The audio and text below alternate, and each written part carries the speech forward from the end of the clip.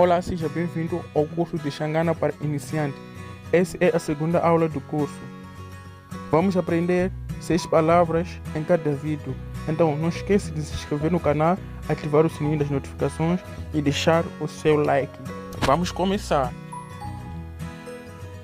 Aqui escrevi em português, escrevi em Xangana para você poder ver aqui, né, na tela. E vou dizer a pronúncia pela boca, não vou escrever aqui porque é muito difícil de escrever a pronúncia em português, né? Então, escuta aí. Bem-vindo. Bem-vindo quer dizer hoyo hoyo. Hoyo hoyo. Hoyo hoyo.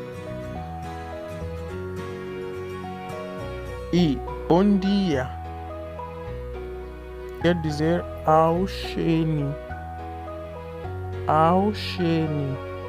E se você quer responder auxene, é só dizer lixile. Lixile. Lixile. Lixile. Boa tarde. Boa tarde, Inhlicane. Mas aqui falei, escrevi R, é só mudar o R e colocar N. Aqui onde vem o no 4, né? Aqui onde vem boa tarde.